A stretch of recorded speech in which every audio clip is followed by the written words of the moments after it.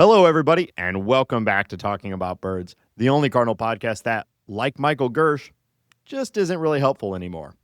My name is Nate Heininger, and I am joined by my co-host, Ben Samorka. What's up, Nate H? If you have an idea for the opening bit, text or leave us a voicemail at 848-48-BIRDS. All right, Hambone, we can rest easy. I can rest easy. Spooky season is over. The chills, even though it's getting chilly outside, the chills that have been rattling my bones for a month now have subsided. We're Bones? bones. Still got to do that. But I'm feeling at ease. We're heading into here in the States into Thanksgiving. Wow. And I guess I gotta know. How was your full-size candy bar gambit? Were you able to fatten the neighborhood children? No. Mary was sick, so we decided not to hand out candy because we thought that might be irresponsible. So didn't happen. We turned all of our lights off and we started watching Apple TV's Severance. So here's what I think happened. Mary walks in, sneezes. Maybe you had ground some pepper over her nose without her knowing. Right. I get. Yeah, you're a gambit to keep the candy. I didn't even buy the candy, Nate. We didn't even have candy in the house. Wow. That's how we just got stopped in our tracks. Yeah. Sure. Yeah. What am I lying about? What am I lying about? It's classic Hambone hating on holidays. It's a Triple H, Hambone hating holidays. I went out on Saturday. Yeah. Did you dress as something? I did not dress as anything, but I did go to that concert that I've talked about several times. So I was doing Halloween-like activities. Okay. Well, but I haven't had a single piece of Halloween candy. My life has been really bad. That's disappointing. On my desk, look at this. I got a little Reese's. Wow. I got another little Reese's. It's mostly Reese's. The same one. That was the same one. Look, I'm holding. Oh, okay. I'm holding two up to the camera now. Oh, here's two more. Oh, I found two more. This is a gag for no one. We've got there's some YouTube subscribers. They're watching. They're laughing. Okay. Little baby Smarties. Don't love a Smartie. Oh, I love a Smartie. One of my favorite candies, which I know makes me like an 80-year-old man, but yeah, I love Smarties. It's chalk. But it's like tasty chalk. You know what I mean? That's not good. I love them. I truly love Smarties. I've bought from the internet a 5-pound bag of Smarties, and I'm just having a good time. Wow. That's amazing. Did you watch the last World Series game? I sure did. Yeah. We're going to talk a little bit more about the World Series later, but misery. Yikes. Yeah. Man. Great series. Good series. Good series. Very good series. What a disappointing outcome. I did see an interesting take, which I think is not like this argument needed additional takes on it, but remember the golden bat idea that was floated a year or so ago? The idea that every team would have once per game they could sub in their best hitter at any out of order. It doesn't they just get to bat instead of some other guy. It's one of the things Manfred and co had floated as ways to make the game more exciting. It was pretty roundly made fun of and I don't think has real traction, though you never know. But an argument for why that would be even worse is the Miguel Rojas home run. That is now at least in Dodgers lore, I'm sure instant hero status. I think especially in a game 7, that hitter, the cold streak that he was on, his age, the quality of pitching he was facing, leverage, everything, that was the least likely thing to happen in that moment. And of course, he gets a frickin' meatball crappy breaking ball that kind of floats through the middle. And it's a liner too. It wasn't like a wall scraper. Yeah. It was like high exit velo jack. It was crushed a real deal homer. Yeah. Yeah. Dead center of the barrel. I mean, just perfect home run. Absolutely insane. I at that point had, I've been rooting for the Blue Jays for a while. They, go Birds. They were the official team of the podcast in the world or in the playoffs this year. And what a run. And I found myself, man, I haven't felt this way about a baseball game since 2022, it made me miss. You were emotionally invested. Yeah. And I get it. I get into any game I watch. I want to watch a team. I watch a lot of baseball that isn't even the Cardinals, and I can get into it and feel invested, but not like this. And that that home run, it doesn't affect you how you're feeling. Yeah. But that home run of legitimately sad, Yeah. And then they had so many opportunities. I mean, I know I'm replaying history from 4 days ago at this point. But I think the most heartbreaking thing from where I was sitting was that ball hit by Addison Barger in Game 6 that got wedged into the wall. Yeah. You talk about probability, and he hits that ball 1,000 times, and maybe once it gets trapped like it did, which resulted in that run not scoring, which resulted in that game ending the way that it did in Game 6, which obviously led to Game 7. Cursed. Just there's very those types of things that would just never happen again. I mean, if you played that over and over again, those things wouldn't happen. Yeah. Unbelievably frustrating and gut wrenching. Yeah, Barger, I think he was gonna get World Series MVP, especially if he had maybe connected on one of those many opportunities to win the game in Game 7 at home. But even without, he hit 500 on the series, and just looks like a star, which is exciting for the Blue Jays. And the good news for the Blue Jays is most of that team is back. Tool shed of a guy. Yeah, absolutely. I saw one, I forget which pundit it was, but I thought it was a good take. They're like, this is a $1 billion industry, a multi-billion-dollar industry. Can we make our stadiums not where the ball can get stuck? Why? Yeah. I understand. But again, that probably was the only time that happened all season. Yeah. I would, because they just redid that stadium. I wouldn't be surprised if that's the first time that's happened. Yeah. Post redo. I don't remember it ever happening. I'm not watching every Blue Jays game, but I understand that argument. But I also you can't really predict where a ball is and how exactly is it going to get stuck somewhere. Remember a few years ago when the ball got stuck to Yachty's chest plate? Yeah, that definitely wasn't spider tack or stickum or anything like that. Do you think it was just a weird thing? I don't think it was. I watched that replay many times.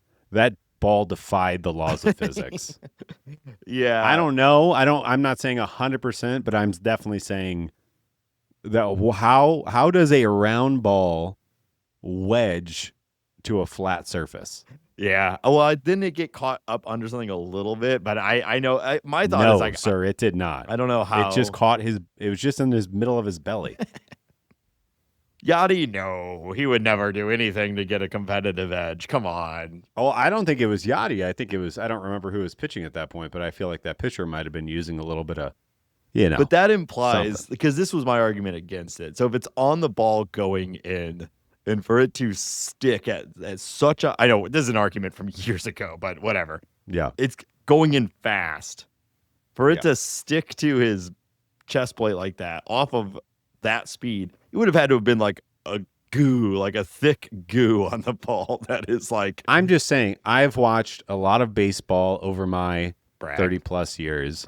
There's been I feel like I would have seen another replay of that ever happen. Pitcher or catchers block pitches in the dirt. Yeah. All of the time. It just seems I know. And I guess balls are doctored all of the time too. So maybe it was just maybe I just talked myself out of my own argument. I don't know. It's bizarre. Yeah. But yeah, crazy outcome. And I mean, I'm not even someone who hates the Dodgers in the way that many do. My argument is, don't be mad at the Dodgers, be mad at every other team for not carrying and spending like they do. But yeah, the Dodgers aren't ruining baseball. Your team's owner is ruining baseball, Mr. DeWitt. Yeah, and actually DeWitt's not even he's not even in the ruining. He's just obnoxious. Yeah. There's the Bob Nuttings of the world and John Fishers of the world are ruining baseball. Yeah, being fair to the Cardinals and the DeWitts, I think they're in the top half of ownership as far as carrying and spending and things like that, which is good. But I think you can be both that and also have significant room for improvement in that regard. Yeah. It could be way worse. What's funny with the DeWitts, if they just didn't speak publicly, I would probably think a lot more highly of them. But they also need to speak publicly because they're owning, an institution in the city of St. Louis. Yeah. Yeah. Well, let's talk about the Cardinals. The offseason is now technically began, although we're going to break down the various important dates for everyone to know here later. But we are starting to get some more and more news as Chaim Bloom crafts his what the new organization is going to look like now that he's fully in control. In the last week, officially, John Mozeliak lost his job. He retired. His contract ended on October 31st. It'll be interesting to see what he does next, if anything. If I were him, I'd just fucking be a fan. But these guys always just end up. No, I thought he was going into the business wing of the DeWitt Empire. Yeah, I'm sure. He's awarded, 25 Arby's, and then a seat on the board or something like that. He's gonna be eating golden beef and cheddars here for the. I was trying to think of something of he's retiring with roast beef handcuffs or something like that, but yeah, that's good too. A golden roast beef parachute. There we go. Yeah. Dangerous. It's lunchtime over here. I could go for that. Pins falling from the plane, pulls his chute. And oh no, that was my parachute.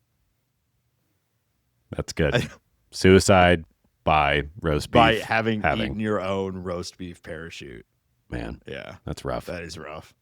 At least you're full. Before we get into the league, to the coaching hirings and things like that, we did get one bit of very exciting Cardinal news.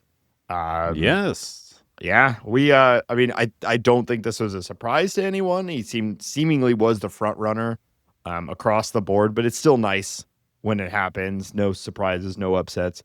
Masyn Winn has won the 2025 Gold Glove Award for the NL shortstop. Pretty incredible. Deserved, obviously. And I think we all believe there will be many more to come. Yeah. I think it seemed obvious. He's deserving. It's not even like there was really that much of an argument to make. Any number you looked at, he passes the eye test, all of those things. And, 2 months ago or however long ago, about 2.5 months ago, we were saying, why is Masyn Winn still playing baseball? He's clearly compromised health-wise. Why is he still out there? Why is he running out there every day? And we thought, well, the only thing that really makes sense is he is trying to accrue as much time to make him winning the Gold Glove make as much sense as possible. He played 129 games over the season. And ended up being the best shortstop in the National League, I think, pretty convincingly, and won the Gold Glove, which is great. That is, in a season that went this way, your young, cornerstone shortstop getting a nice individual award is, I think, worth a damn. Yeah, it's fun. It's a good achievement for him. Validates what we all know about him and what we can see and what you can understand through the data. It's a nice capstone and a mark in the growth of him and why we all believe they should extend Masyn Winn. I mean, as soon as possible, it just needs to happen. One of these or multiple of these young men need to be extended, maybe before January would be great. Get it out of the way, my guys. Yeah, I think that is there's not much to say on it now, but that will be an interesting story to follow. Is what is Heim Bloom's methodology and thought process on extensions? I think it seems very hard to replace what Masyn Winn has already done in his young career anywhere. Like how you can't find this on the free agency. Does not exist in your minor league system right now. It just make it happen. Extend the man. Yeah. Keep him. Yeah, and I think like the counter argument to this would be that Masyn Winn has yet to really consistently prove that he is going to be a value offensively. I've been beating the drum about his projectability, why we shouldn't worry about that. And he will become a good hitter down the line. But if you want to take like a pessimist point of view to the whole thing, he hasn't really done it at the major league level yet. I don't think that is worth not extending him though.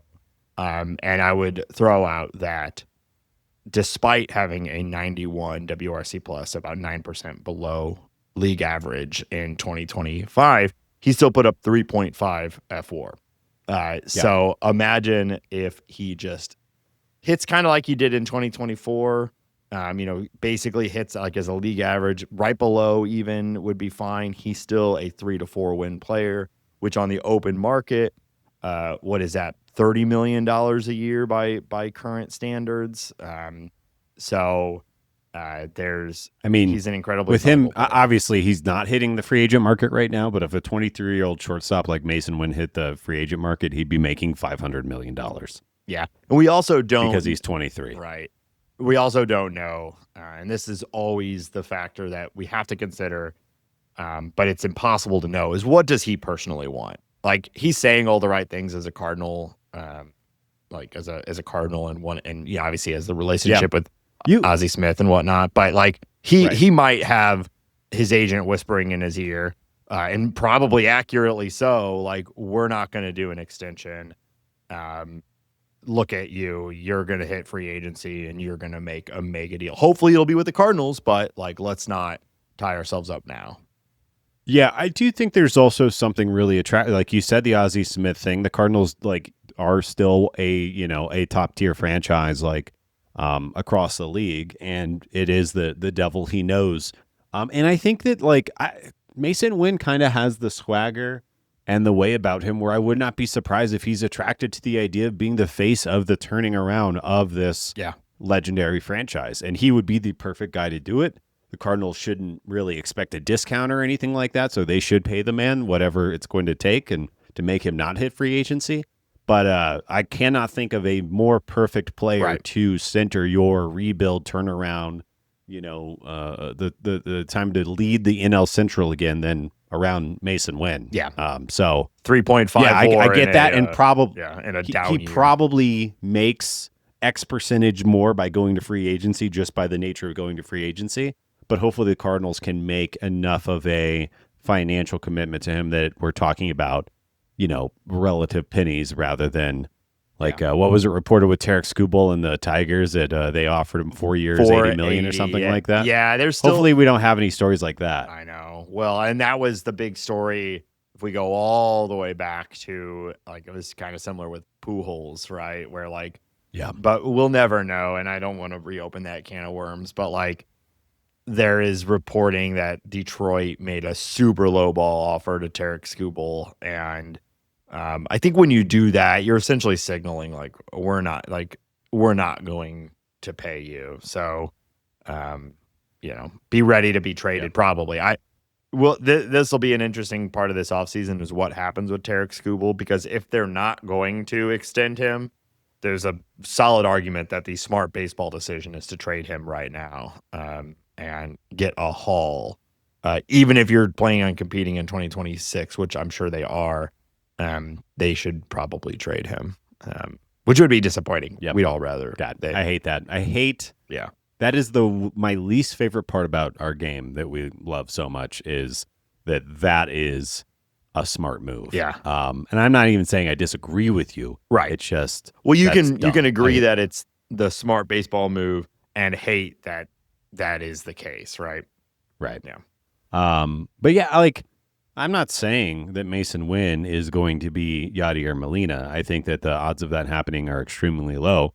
But from a WAR perspective, he's had a better start. He's a similar type player, a glove first player who kind of adds more on the periphery than he does directly with the bat. But you and I both think he's going to grow into that. Yeah. Cardinals kept Yachty around for 20 years. Maybe they'll be motivated. DeWitt will be motivated to kind of hand the reins over to Mr. Winn. Yeah. We kind of said it already and said it 100 times. Really, if you're looking at the Cardinal organization right now, that's the guy that if you're looking for that, there's really not any other option right now unless you are already overhyped on JJ Weatherholt. But even that, it's a different profile. It's a different sort of thing. So you can't do much better than a young shortstop at his. I will say, like, I'm not going to lie. There is a part of me that is really, I just can't stop thinking about it. But in like 2 years, all of the Cardinals spring training promos and stuff are going to be Weatherholt and Winn, yucking it up about turning double plays and so on and so forth. And like the odds of it happening, you never know with the prospect. Right. We'll see. He's a 23-year-old kid, and Masyn Winn is too. You never know. But God, I want that. I want that future. I want to be there, Nate. I think it's going to be next spring. Hambone. Could be. He has done nothing but excel at every level, college all the way through to AAA.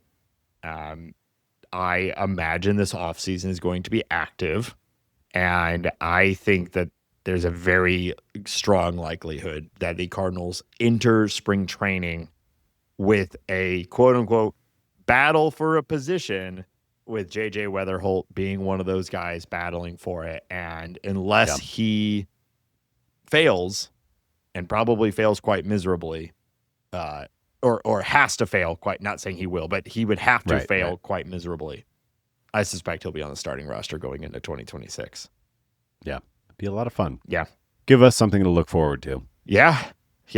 All right. So back on the note about coaching staff changes and front office changes. Heim's been busy. Do you want to do you want to run us through some of these names and what they're doing?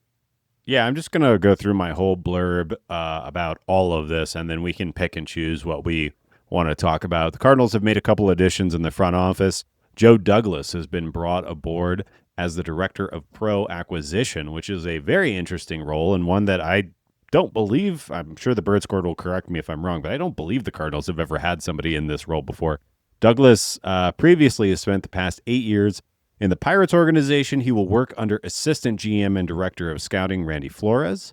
Jacob Buffa will serve as the Senior Director of International Scouting. Buffa, who was with Houston for about 7 years, he's been the Senior Director of Player Development and Performance Science for the past 2 seasons. That's very exciting. Yeah.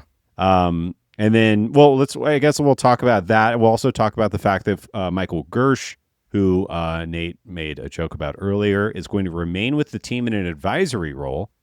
Bloom has said that he would like to hire a GM at some point, but is unsure whether that hire will take place this offseason. So a lot of even more new names. Mm-hmm. And we are kind of talking about this in the Bird Squad. It's like,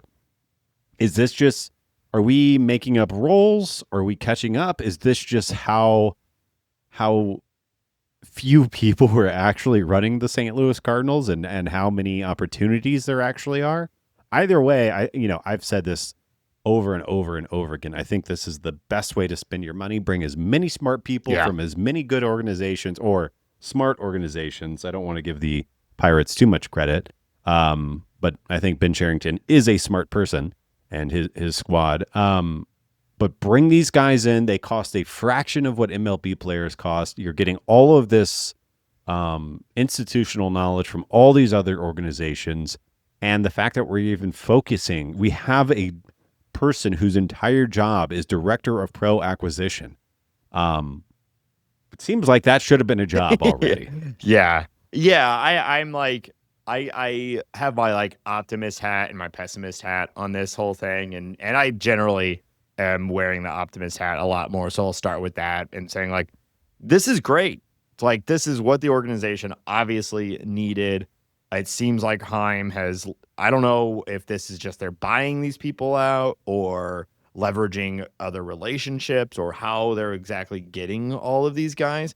Lumping in there the hitting and pitching and scouting directors that we've gotten over the last year from like the Mariners and Astros and whatnot.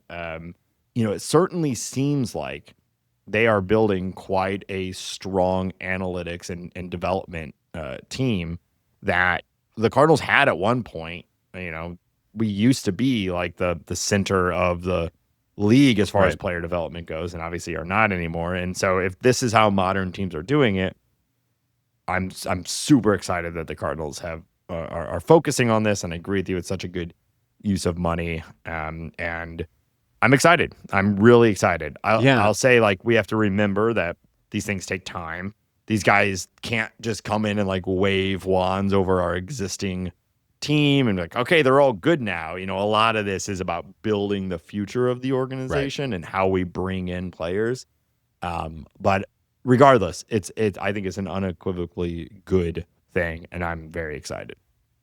Yeah, I can like as far as like how the Cardinals are scooping all these people up from other organizations.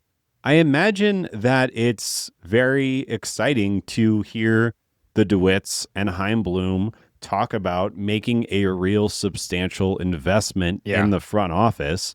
And who wouldn't want to work if a company said, hey, we are doing everything we can to improve this department? Of course, people would want to go work there because they're throwing money at it. They're bringing these new ideas, these new people. Chaim Bloom obviously has a good representation as far as being a smart person in the league. Like, I bet you it is just the excitement of somebody, a organization expanding this part and the fresh new opportunity and being able to come in and make a name for yourself. I'm sure there's more to it than that, but that sounds attractive to me. I would take a job there. Yeah, well, and you can certainly see why someone like for the Pirates would want to go and be work for oh my God. Although to your point, like they're a good development team. They just are bad at everything else, but they certainly can identify and develop some players. I think if Ben Sherrington was running any other team, him and his squad or a part of any other team that was not touched by Bob Nutting, that they would probably be pretty successful. Yeah. I think also, I think you're right. There's certainly some motivational elements to this whole thing. You want to be a part of bringing a team back, and why not do it with an incredibly storied team? And if you have any success in St. Louis, the fans are going to show up and you're going to be revered, right? So you have a baked in, like, if it goes well, this will go really well. I also bet if we looked at each of these guys and we looked at what their title was with the other team, it's probably like a title bump. Like that's how the whole industry works in these front offices is everyone's just, you move organization. It's kind of just how jobs work, but especially in meritocracies like baseball and sports in general, you go from assistant here to, director there, and then director there to head of to over the, and you just bounce and you bounce and you get the title bump with each team. So I bet it's a little bit of both. It's the motivation, and I'm sure the Cardinals are, finding ways to promote these guys, and it's good for them too. Is there a more fun sounding job than senior director of international scouting? I just imagine, you're flying off to Japan, Korea, South America, and checking out baseball players. That sounds pretty great. Looking at boys. I also think what's really great is just like the fact that there is a focus on analytics on the nerds poking at their computers, and then roles like focusing on pro acquisition and international scouting. Obviously, there are analytic arms to that, but the fact that they are focused on player evaluation specifically and scouting, I think is a good thing. You should be using both tools. Like the idea of only using analytics to scout has never really made sense to me. Why wouldn't you use every tool at your disposal? So the best organizations are doing everything, right? Right. And our understanding is that we have not had enough people, or frankly, a motivation or willing to do everything. We're not. We've been unpacking that for a while now, but now it looks like we're getting the people and hopefully the motivation and the tools to tackle this at every level. So, I mean, I know it's been a bummer time to be a Cardinal fan for the last 3 years, but if sports is all about that's done, baby. It's the past. What's coming up? And there's no reason to not be excited about the Cardinals right now. I know 2026 is probably going to be a rough year, but and maybe not even rough, just it's not going to be a winning year. But every other needle is pointing up right now, Hey, don't poke me with that needle. Sometimes you got to go deeper into the crevasse, Nate, to get out ultimately. It's always darkest before dawn. God, that's so true. Katie Woo reports. Katie Woo reports that assistant pitching coach Dean Kiekeifer and game planning coach Packy Elkins will be reassigned to strategist roles. She says that they intend to hire an assistant pitching coach and an assistant hitting coach later in the offseason. So it's kind of funny. I really thought that there would be more of a slashing and burning and cutting and bleeding and all that kind of to this, but it's really been more, okay, hey Gersh, why don't you go in this advisory role? Hey coaches, why don't you take a different role? It's not really not much brain drain is happening. It's more just addition. Hey, Dean Kiekeifer, we like what you're doing, but we don't want you on field or in the dugout. Let's have you focus on the thing that we think you're good at, and we'll bring more people from outside of the organization. Again, just not what I expected, but I think it's good. I think it probably makes the whole transition easier. So yeah. Yeah, it's very interesting. I think it's a side effect of having Chaim Bloom around for a full year before these sorts of things. And I have no reason not to trust the decision making, so I'm assuming he's come in, and the read is that no one here is doing a bad job. There's just not enough of you, I think is probably a fair assumption. I do wonder, let's say he just started on November 1st, coming in cold. Would he think, I don't have enough time to assess these guys? This team has been bad for 3 years. I'm just going to cut and start over, which is what a lot of, new Pobos do. But given that year, he's able to assess everyone and figure out what to do with them. I don't know, but I certainly have some belief that if they weren't valuable, they wouldn't be here anymore. At least I like to think that he would still, because you worry maybe he's been here for a year, now he's all these relationships. He doesn't want to be the guy who cuts a bunch of people. But I don't think you get to that point with that sort of attitude. So I don't know. Well, also I Mo's gone. Yeah. So the head of the snake is gone. So I think it's going to change no matter what, even if you are only subtracting a few other people. And just what a snake he was. That's exactly what I meant by that. Just a bad guy. Bow tie wearing, more. He's like, say it, Nate. He's a boa constrictor, dude. That's the T-shirt. You can find those on our store at talkingaboutbirds.com. Just John Mazalek's face. Nope. No extra context. It just says boa under it. Yeah, that's it. That's content. Wow. R.I.P. John Mazalek. Any other coaches or the sort of front office talk? Sure, there's more to come, but that's all we got right now. So also in the last week, MLB Trade Rumors put out their yearly article of top 50 trade candidates going into the offseason. Top 40. Top 40. Just like Billboard. Top 40 trade candidates. And just like last year, it's riddled with Cardinals. I think there were more Cardinals on it last year. If you remember, Ryan Helsley was maybe number one on it. He was high up there. Yeah. There were several guys in the top. And there are many on it this year. No surprises. But I think it's worth to go through. So we just start from the top. Yeah, so I think none of these will be surprising, but I think it's interesting to get context on how, MLB trade rumors and therefore other people across the league and the industry are thinking about these. But number 3 overall is your infielder/outfielder, Silver Slugger finalist, Brendan Donovan. Yeah. He's projected to get $5.4 million from arbitration, and he is controlled through 2027. We've talked about this a lot. I think this makes a lot of sense. I think it makes a lot of sense that he's this high up on the list. Yeah. I think that the thing about Brendan Donovan is that he can damn near fit with any team. Yeah. Any team, he's a sort of shortstop. He is absolutely a second baseman and a third baseman and can play outfield and first base when he needs to. Any team can use that guy. He's proven to be a solid utility player. He's proven to be an on-base guy.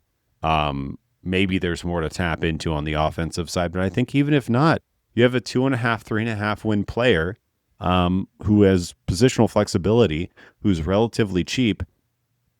Every team wants that. Yeah. It makes sense that he's number 3. He's also a character guy. Like, everyone loves him. I think he would fit in personality-wise on any team. He complimented me on my hair, so I like him for that. Such a dumbass. Was it almost entirely covered by a beanie at the time? Yes, but I don't care. He said a nice thing to me. You just got to butter you up a little bit, and then you can get whatever you want. Yeah. I will give Brendan Donovan anything he wants. Yeah, I bet. So we did a whole bit on him last week on why we think they should trade him. I'm not surprised he's ranked here as the third best trade candidate or most valuable trade candidate.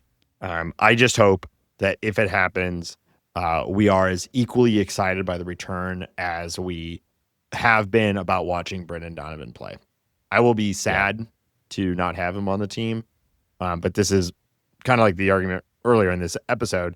This is something where we can say this is the smart play is this, even if it's not our favorite thing, even if it's not something that we like. Yeah. I think the I think we talked about this. I think the Giants make a lot of sense for Brendan Donovan. They have some interesting young players that the Cardinals could scoop up. But yeah, we'll see. Hopefully, I think I'm at the point where I'm fully talked into that this is a good idea. Yeah. This probably needs to happen.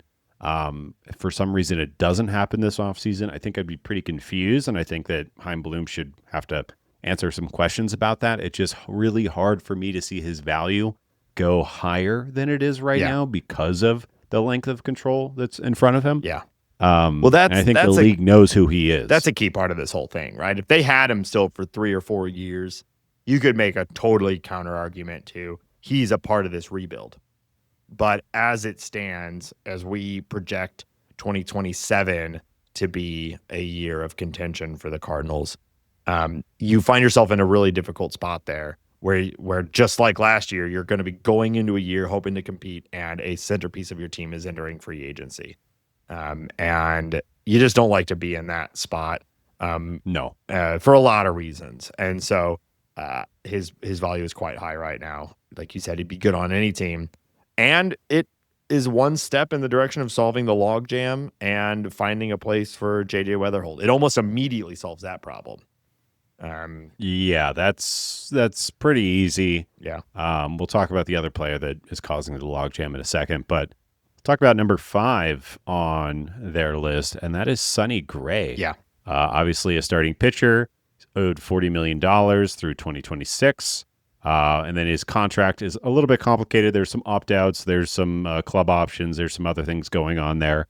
But I think it's kind of the same story as Brendan Donovan. 25 teams maybe could use Sonny Gray. Yeah. You get him on a short contract. We've talked about it. He's a top 20 pitcher, maybe arguably better in MLB. He's older, but it's short. I don't know. This is the one that I have I have trouble with exactly, like trying to nail down what kind of value you can expect to get for a Sonny Gray. But I believe That will be much more than a salary dump. I'm not saying you're going to get a top 50 prospect or anything like that, but I think it's going to be more than a salary dump. I think teams are going to be excited to get him, and I would not be surprised if teams are in competition trying to acquire him because he is all of those things. And my God, what does a competing team want more than a top starter on a short contract? Yeah. This is, of all of these guys, this is the one that I'm most certain will happen. Just all of those variables are going to impact what the quality of return is. I am hopeful that the DeWitts recognize the opportunity they have here and the value return of spending money in order to increase the return, and how much that could potentially expedite the return to competitive, which will expedite the return to 45,000 fans in the ballpark every single day, which will get them back to rolling around in their Scrooge McDuck, giant rooms full of gold coins, So you're making a lot of sense, Nate. You're making a lot of sense. Making a lot of sense. This will make them a lot of dollars if they do it right. Hey. I am walking here. So yeah, but he will be traded. I just cannot imagine that Chaim Bloom will let it go into 2026. Yeah. We said a lot of the same things about like Ryan Helsley for 2025 and those guys. But even then, the Cardinals still felt like they could maybe compete. They were acting like they were maybe going to try to compete. Chaim Bloom Zalak was doing his high variability. Yeah. Let's try it. Run it back one more time. Yeah. Chaim Bloom has already said when it comes to decision making, if there's a short-term value and a long-term value like proposal in front of us, we will be taking the long-term value every single time. And there is like no argument in long-term value for keeping Sonny Gray. I'm very curious to see if Chaim Bloom cares about, or if this is directed by the DeWitts, if he cares about making trades within the National League Central. Yeah. It's not like Mo never did it, but I mean, I think, and I'm just making this number up, I feel like it was like 6 times over the past 20 years. It was a very small number. Curious thing, because you could see teams in the Central wanting Sonny Gray for a short-term contract. But I think Boston, Giants, Houston, Detroit, Mets, Texas would make a ton of sense. They love getting old guys. There's so many teams, and I think obviously Sonny Gray has to waive his no trade clause. I think probably all those teams he would waive it for. Mm-hmm. Arizona would even make sense for Sonny Gray. Yeah, we'll see what they decide. They're still pushing in. Yeah. I think that there's one caveat I could see, and I think this is unlikely. But if Chaim Bloom and crew are not able to find a deal that they think is worth it, like everyone's lowballing them or trying to just do a salary dump, you could roll the dice and go for a deadline deal where the financial impact for the team would be lessened, and you really are adding a Sonny Gray for a playoff push, which is interesting. Well, I just hope we don't get to that point, because that is also a very risky thing. Likely the return is reduced. Yeah. And the Cardinals, they've already talked about that they are more willing to throw in a little cash to get a deal done. I think there's no better way to do that than to try to buy a prospect or two, or just increase your return, even, to what degree, I don't know. But yeah, hopefully that happens. Yeah. So then there's a big jump down to number 27, which is Jojo Romero, who's projected $4.4 million and is controlled through the end of this year. This is his last year on the team. I think we all know the value of Jojo Romero and why a team would like that. I think this just comes down to what is the market going to look like this offseason for left-handed setup guys. Usually a relatively valuable position. I imagine that they can find a deal if they really want one, but in the offseason, there's also a lot of teams that would rather roll the dice on signing a random 36-year-old lefty that's on the market than trade for 1 year of a guy. But he's certainly valuable, and if they can find the right place for him, I wouldn't be surprised if this happens. For me, this deal should happen during the summer at some point. Relievers are always traded for, it feels like, a little bit more during the season than they are in the offseason. Hold on to him. Maybe he's your closer to start the year just to make him look even more attractive and flip this guy to a contender and try to extract as much as you can and let him go have a little playoff run. But yeah, I think it makes sense, and happy to see him this high on the list, especially for a reliever with 1 year control. Yeah, and who we got for Edmundo Sosa, who is still out, like, credit to him. Like, I think I personally saw this as like, oh, we just traded a quad A player for a nice back end to the bullpen guy, and Edmundo Sosa still making it all work. He does is go to the playoffs while the Cardinals are sitting on their hands. So and he goes on these little heaters. Like, once a season you go and you check in on Edmundo Sosa, and he's hitting like 340 with like 6 bombs in the last 2 weeks, and then that's it. But good. I just like him too. He's just got a way about. I just like Edmundo Sosa. I just want good things to happen to him. I agree. Coming in at number 30, maybe the most interesting one on this. We've talked this guy to death at this point, but Nolan Gorman. I was shocked by this. Nolan Gorman. I was shocked that he is that high up the list. Yeah, above 2 other guys that I thought is interesting. But yeah, Nolan Gorman, this would be a dump deal for sure. But I do think there's probably a bunch of teams that have something to dream on Nolan Gorman and are looking for cheap power. We talked about this year. He improved his walk rate significantly, which is a key ingredient in the stew that is a successful Nolan Gorman. And I think if they do trade him, we all have to be prepared for him to go and hit 33 bombs at wherever he lands, which will be deeply disappointing. But I've come down on, let's roll the dice one more time on Nolan Gorman. Like, I kind of want him to stick with the Cardinals for 2026. I know that aids in the logjam element of it, but if you can solve some of these other pieces, including another guy on this list, that clears up a little bit. And I'm just not, I know, like, this is probably a heart over head thing, because there's enough data out there for us to say it just hasn't worked as a St. Louis Cardinal, and maybe it's time to move on. But I want one more year. I got all this Gourmania cream, well, that's your own fault. You collect too much cream. But my cream. I think there's an argument to be made. If Nolan Gorman can start 140 games next year at one position, most likely third base, then I think it makes sense. If you don't have that opportunity for him, maybe first base also. If you don't have that opportunity for him, I don't think it really makes much sense to hold on to him, because he's just going to be blocking somebody else, and he's just going to be in the way a little bit. But I'm fine with that. I also he's $3 million. Who is, no one's going to blow Bloom out of the water for Nolan Gorman, I don't think. So $3 million to run it back and to try to get him in the starting on the infield again, I think that's fine. I'm not. Again, I would be surprised if anyone's making this decision tough for Chaim Bloom. Yeah.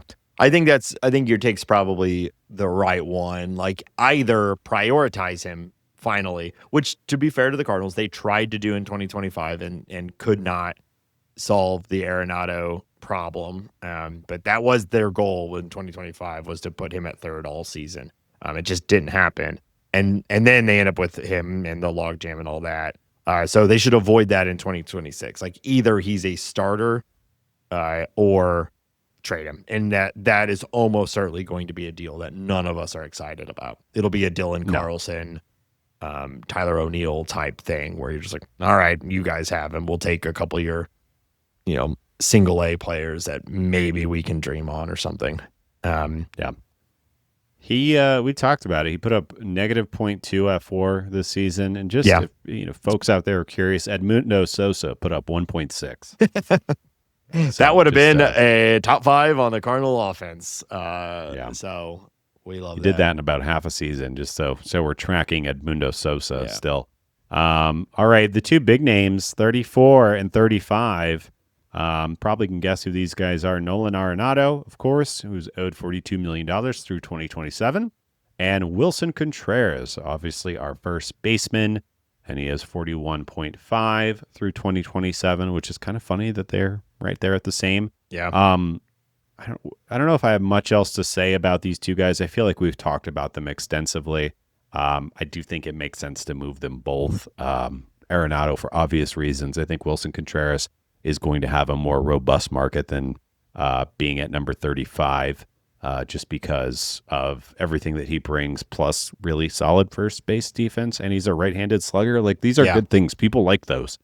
I kind of thought Contreras would be higher on here, and I think it's just simply that he's a first baseman and he's 33 years old is probably why he's. Would a team put him back behind catcher? I wonder.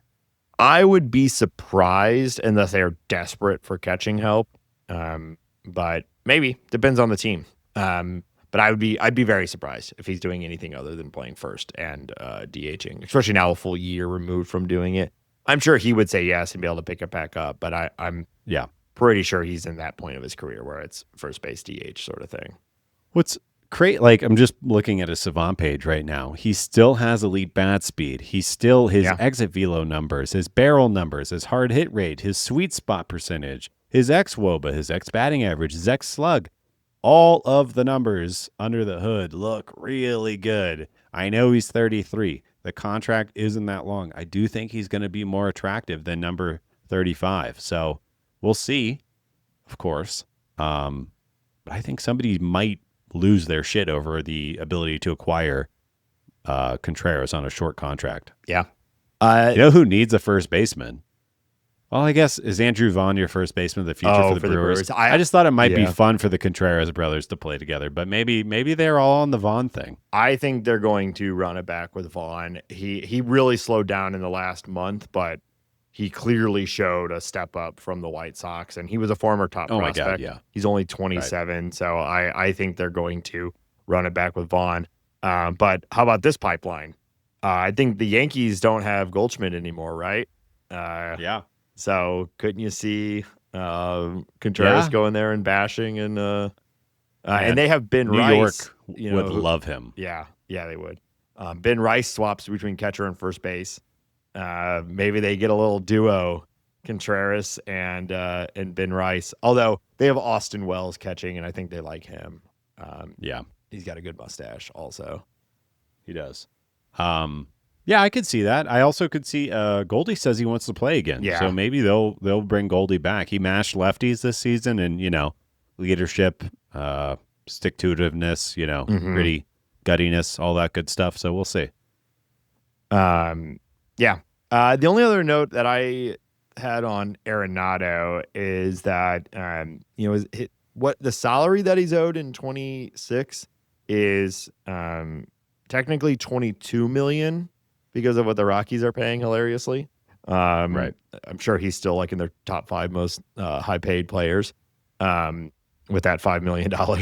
Rockies are dire. But 22, you don't have to add that much more into that to get that down into like a super reasonable contract.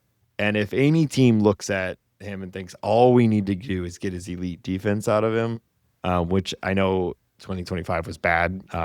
Well, his defense was fine, but his offense cratered. But if someone's just looking for like maybe a $15 million Gold Glove third base, like that's a different market than what I think a lot of us have been thinking about Arenado as like a nearly $30 million player, I do think we talked about the park factors in St. Louis. Yeah. I do think if you get him into a more friendly offensive environment, he's going to have a better season.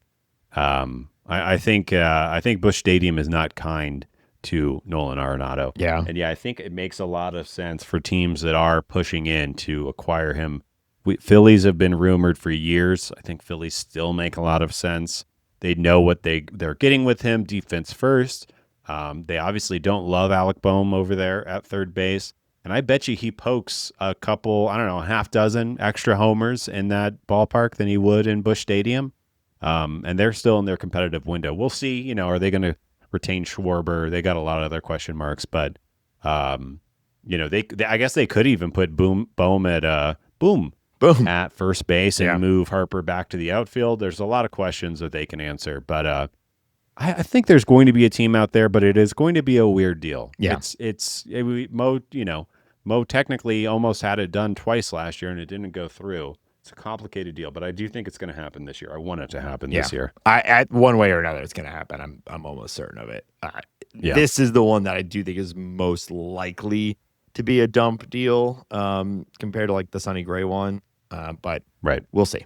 All right, so that's everybody on that list. What do you think? All 5 of them, are they all going to be traded this offseason? What's your pick? How many do you think get traded? Probably not all 5. But I think, I think Nato, Romero, at least at some point, and Donovan are gone for sure. Sonny Gray, gone for sure. I think Gray, Gorman, and Contreras. You think Sonny Gray for sure? Yes. He just has the no trade, so he could say no to anything. Is the only reason I'm not feeling as confident to that. And I really don't understand, does he just really like being a Cardinal or does he not like change? Well, he has changed his story a little bit, saying he's more. Last year, he had a pretty consistent narrative. He'd only been here for 1 year. He signed the 3-year deal. He thinks the Cardinals are going to be better in 2025 than anyone else. The whole narrative in the dugout, which was the right one for the dugout to have, which is we're going to shock the world, and he was the best pitcher on the team and was really pushing that narrative. And I get it. He with the team changing the narrative, he's already changed it a little bit himself, saying he's open to considering it, So I think as long as it's not like, hey, bud, the White Sox made a pretty compelling offer, which is obviously never going to happen. But as long as it's not something like that, he's going to go, and he'll go pitch for any competing team, I bet. Yeah. Well, then I guess let's just say I would say Gorman and Contreras are the least likely on the list to move then, from my point of view. Yeah, I think that's fair. Yeah. All right, let's wrap up with, we wanted to run down some of the key dates to look for here in the offseason, as the offseason sort of is segmented out into different things. Yeah. I mean, this is why I love baseball so much, is there's just really no time off, which is great because that's what I need. Yeah. But the day that this episode comes out, November 6th, Thursday, is the official beginning of free agency. So hopefully we'll have some things. I'm sure we're not going to have any deals tomorrow, but hopefully we have some things to talk about soon. November 11th through the 13th is the GM's meetings. They're happening this year in Las Vegas. November 21st, the non-tender deadline. December 8th through 11th, winter meetings in Florida. Then we have on the 9th, the draft lottery, which the Cardinals have done quite well in so far since the lottery has become a thing. December 10th, the Rule 5 draft, which I think is always fun. Jan 9th, arbitration deadline. And then Jan 15th, international signing period begins. But we are very close to all these meetings and movements start to happening and being able to evaluate off-season plans and all this. And my God, if the Cardinals don't have an active one this year, I don't know what I'm going to do, Nate. It's got to be, right? It's got to be. It's got to be. We've been begging. Please. Is this 3 years in a row we've been begging? Please, Papa Bloom. Yeah. But not like that. Just we'll be here all off season, and we'll have a lot to talk about, I think. Masnakelak. John. Boa Masnakelak. Yeah. John Python. No, I got nothing. John, you got it one. What a punch up. Thanks, Ben. Yep. Writer's Room is proud of that one. Yep. John Python. Kind of rhymes. All right. We want to talk a little bit more about the World Series and kind of current state of baseball. We're going to hit with a little bit of league news, and of course, we're going to play a game. But before we do that, we want to remind our listeners that this show is listener supported by people like you. Check out our Patreon, patreon.com/talkingaboutbirds. Patrons of any level get access to our private Discord server. It's called The Bird Scored. Tweet, baby. We're having a good time in there.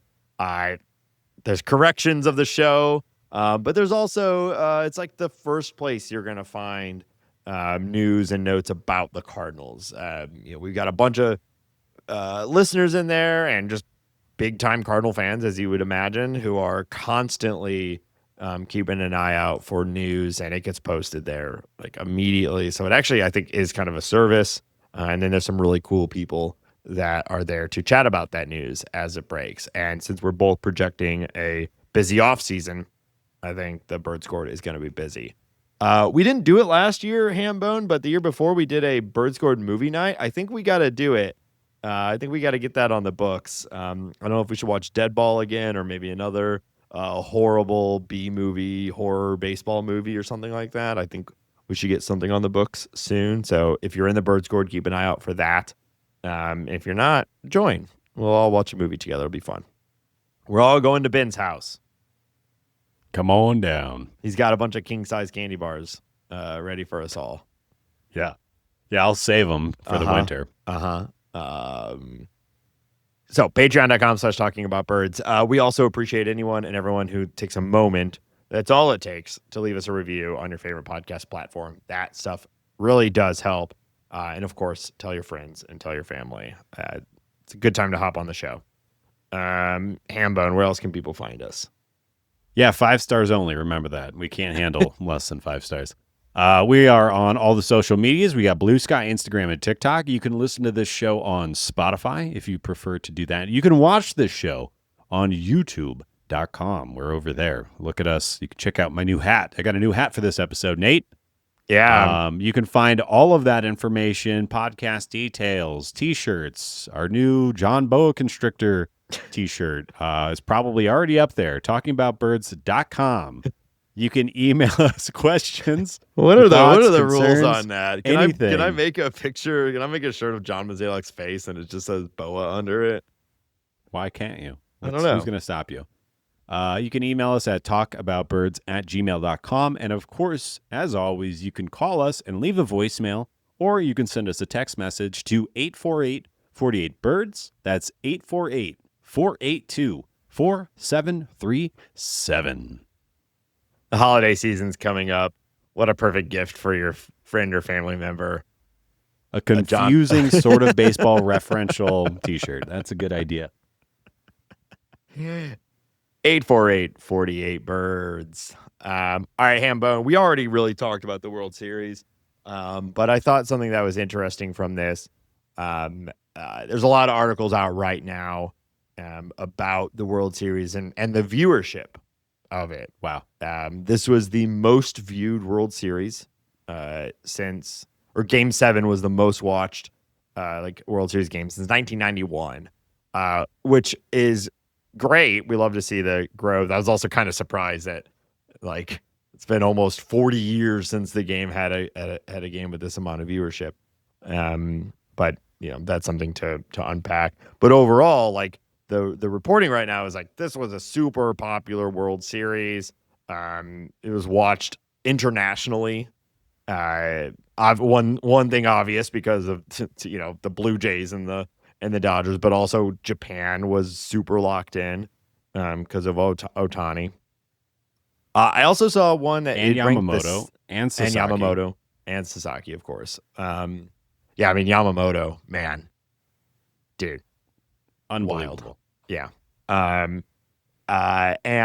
I saw another list that just for the Cardinal fans out there, I saw a rank of cities in America, or it was just cities and viewership. St. Louis was in the top 5 of viewership for the World Series. We're a bunch of baseball sickos. Yeah. Well, that exactly. So I think that's further evidence to we all like to state St. Louis is a big baseball city. Some of that is just self-fulfilling, but I mean, that's crazy. It was Toronto, LA, New York, St. Louis, were some of the biggest cities. And I'm sure the per capita is probably ridiculous. Yeah. Yeah. What percent of the city was watching versus versus New York or anywhere else, really. Yeah. I saw Portland was high up there too, which is kind of fun. Yeah. Yeah.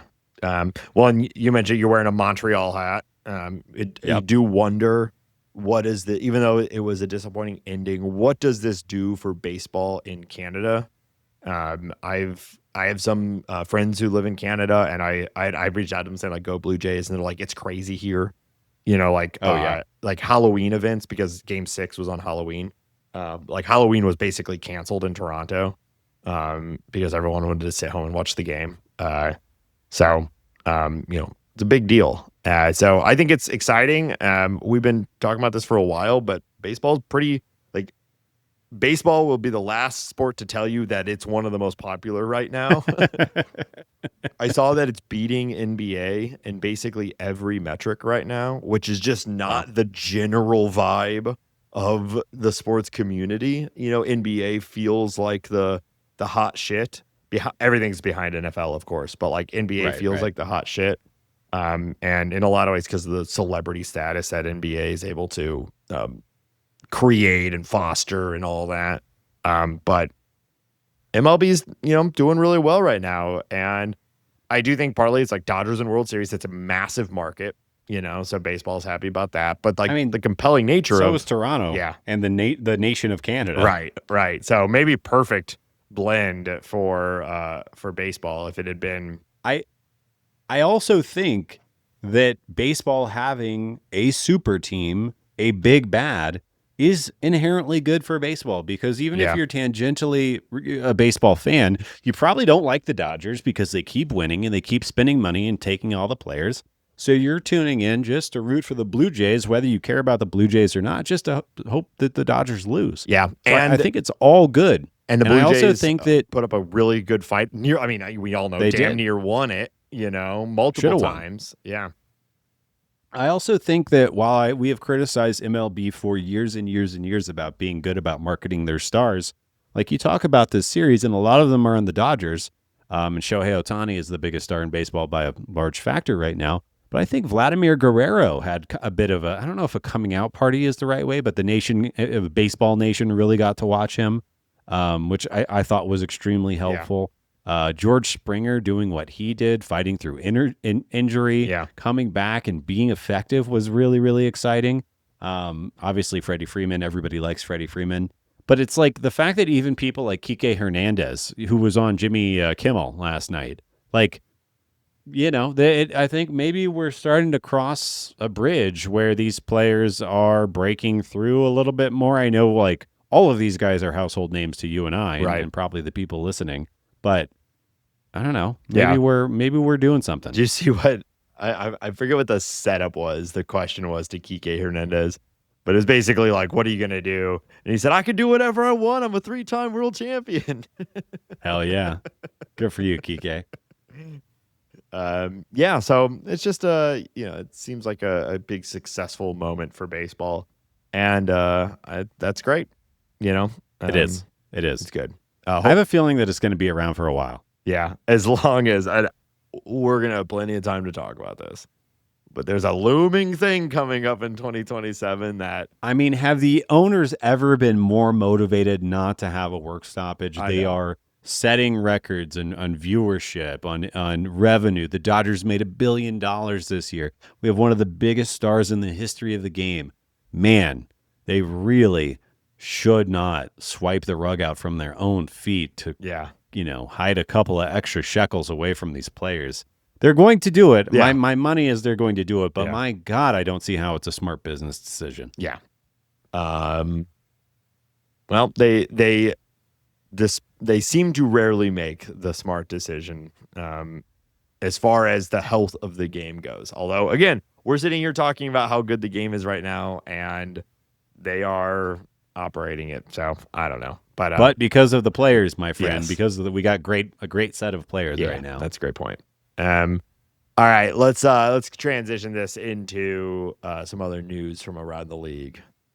Speaking of those Blue Jays, Nate, Shane Bieber has surprisingly exercised a $16 million option to remain with the Blue Jays next year, which I absolutely did not think was going to happen. Yeah, but that speaks to the thing that's happening in Toronto right now, and he must be excited. But I know for a fact that Shane Bieber could have gotten more money for more years had he sprung into free agency. Yeah, it sure seems so. The pedigree, his history, came back. He came back healthy. Came back healthy. I'm sure he could have gotten more than $16 million over 1 year. But this could also be like, it can be both things, right? Because maybe what he really wants is a full healthy year to then re-enter the market for like a mega deal, and he wouldn't get a mega deal right now.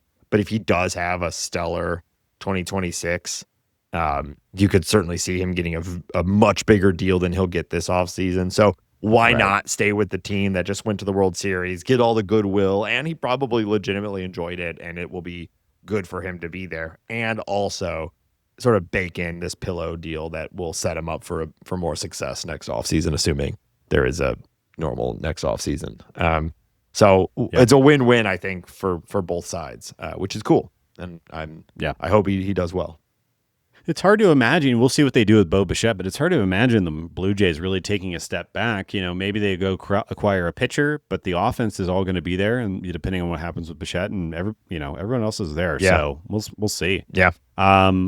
Salvi Perez will remain with the Kansas City Royals for at least another 2 seasons.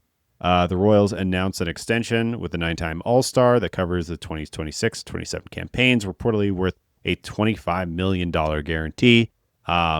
It's Salvi's going to die in a Royals. So it's great to see. Love Salvi Perez. And he's going to stay. Yeah, good for them. Good for him. He's still out there. He still mashes home runs. He doesn't really do much else. And it's starting to get to the point where those home runs are not quite outweighing the other downsides. For 25 over 2, so $12.5 million, he put up 0.5 WAR in 2025. It is what it is. No fan. He's always younger than I think he is. He's just been around for so long. Yeah. And I think he's kind of a variance guy at this point. He might have another 40 home run season. We'll see. Wouldn't shock me. Yeah. So it's fine. And I'm sure I don't think any Royals fan is going to be too upset about this. No. He's a legend over there. Yeah, assuming it doesn't stop them from acquiring other better players. Yeah. But hopefully it doesn't. Jack Flaherty will not opt out of his contract with the Tigers. He's going to exercise a $20 million player option and kind of finish out his entire contract with the Motor City Kitties. A little bit surprising, just because if you kind of look at his numbers and you look under the hood, I bet he could have gotten more for longer. Probably. I would think so. He's still relatively young. He's going to be 30 next year. Put up 2.5 WAR for the Tigers. Struck out over 10.5 guys per 9 innings. Didn't walk a ton of people. Like I said, Periffs look good, but he's gonna stick it around. I assume this is kind of Shane Bieber, like he wants to push in and try to win.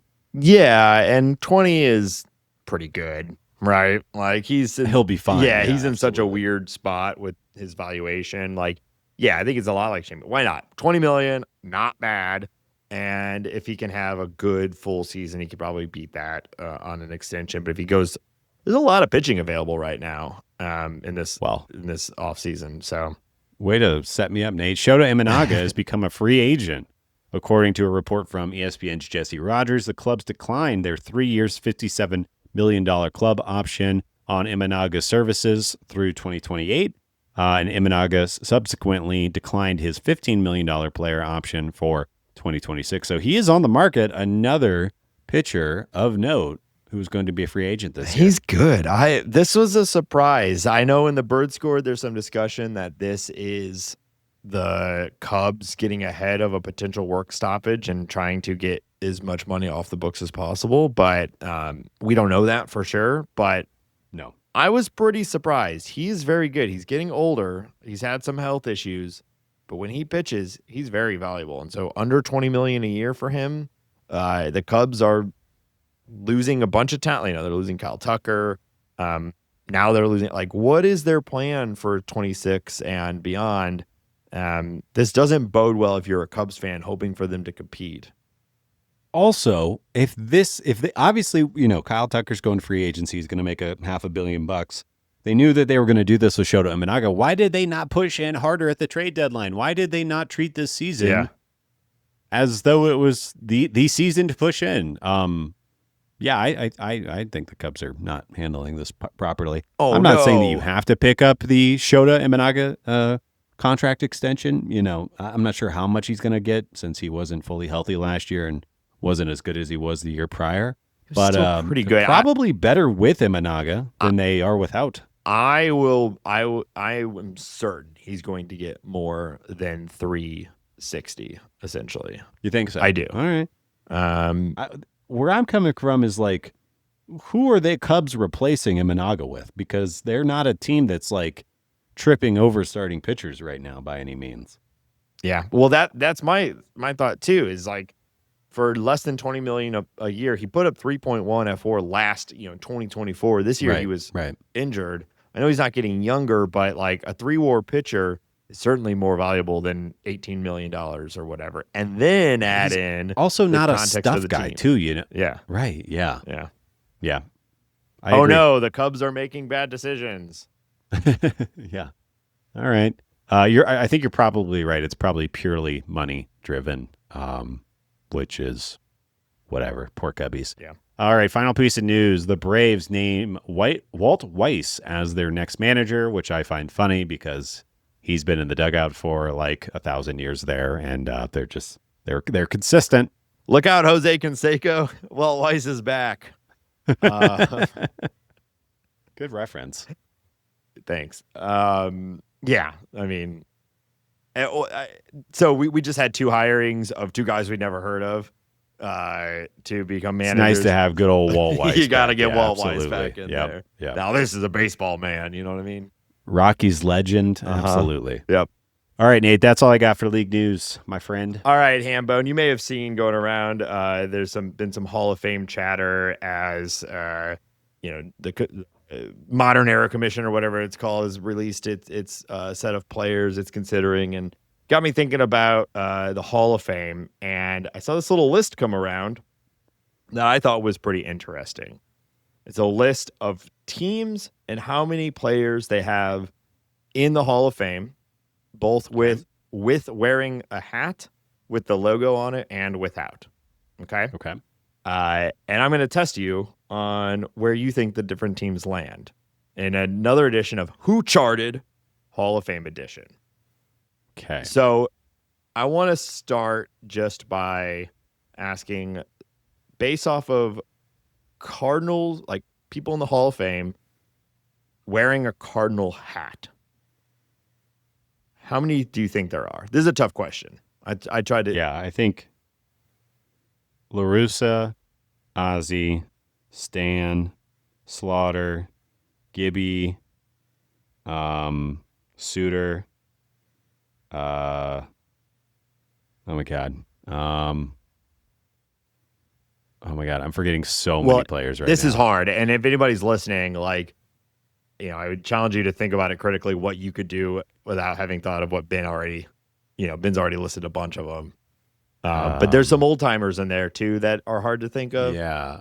There's one more recent guy that you haven't named. Oh, Lou Brock. Oh, jeez. The catcher with the good hair. The catcher with the Simba. So okay.